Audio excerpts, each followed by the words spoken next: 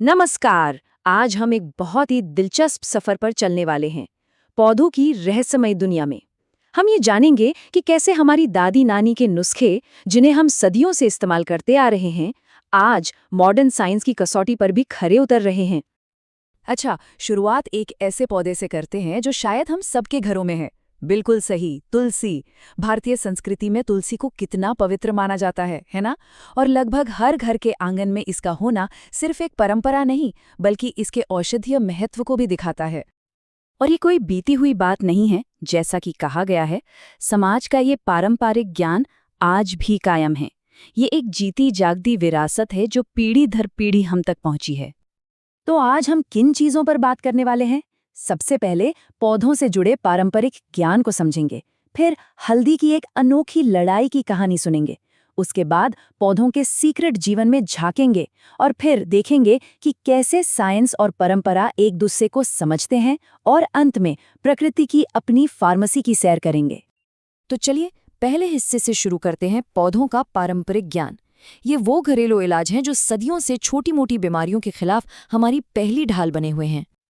तुलसी इसका सबसे अच्छा उदाहरण है। सर्दी जुकाम हो, खांसी हो, दांतों की कोई समस्या हो या फिर सांस की तकलीफ, तुलसी का इस्तेमाल बहुत फायदेमंद माना जाता है। और हाँ, इसकी दो मुख्य किस्में होती हैं, श्री तुलसी और कृष्णा तुलसी। आपको पता है, इसकी पत्तियों में विटामिन सी और कैरोटीन भरपूर मात्रा में होते हैं।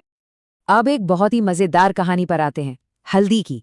हल्दी सिर्फ एक मसाला नहीं है, ये एक ऐसे संघर्ष का सिंबल है जहां हमारे सदियों पुरानी ज्ञान ने एक मॉडर्न कानूनी लड़ाई में जीत हासिल की। हल्दी को औषधीय गुणों की खान कहा जाए तो गलत नहीं होगा। खाने में रंग और स्वाद तो देती ही है, लेकिन साथ ही सुंदरता निखारने से लेकर अपने एंटीसेप्टिक गुणों की वजह से घावों पर लगाने तक इसके अनगिनत उपयोग हैं।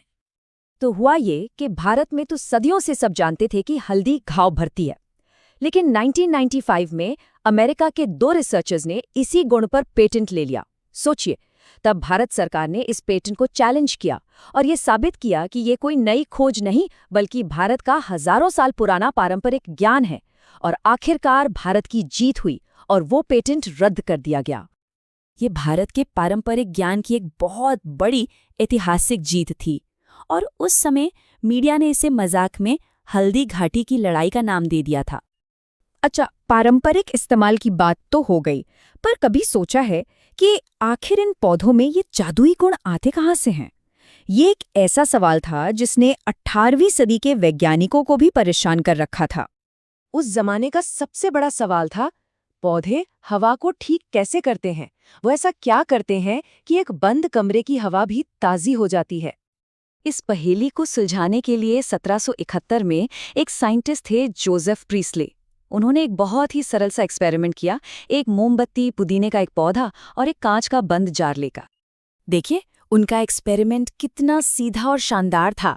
पहले स्टेप में उन्होंने एक जलती हुई मोमबत्ती को जार से ढक दिया और वो तुरंत बुझ गई, ठीक है। फिर दूसरे स्टेप में उन्होंने उसी जार में कुछ दिनों के लिए पुदीने का एक पौधा रख दिया। और अब आया तीसरा, सबसे दिलचस्प स्टेप। जब उन्होंने मोमबत्ती को दोबारा जलाने की कोशिश की तो वो जल उठी।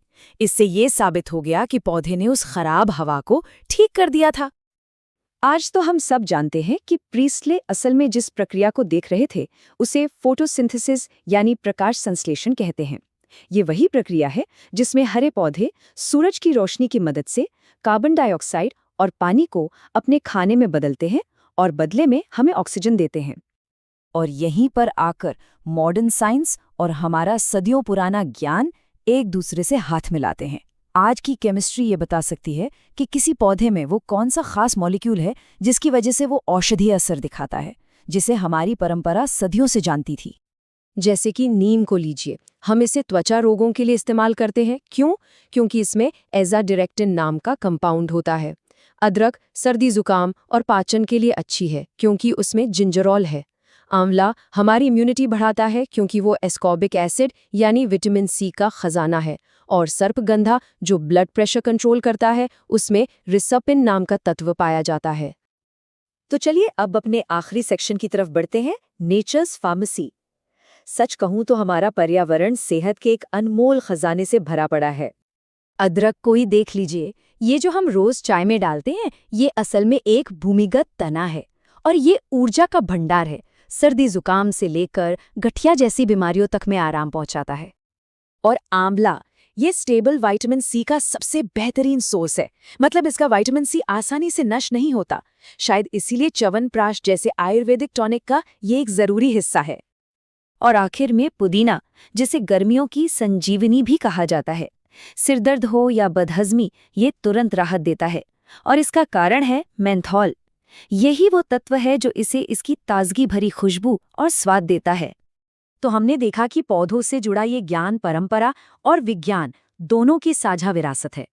पर ये हमें एक बहुत जरूरी सवाल पर लाकर छोड़ देता है। हम इस अनमोल धरोहर को आने वाली पीढ़ियों के लिए सहेज कर कैसे रखेंगे?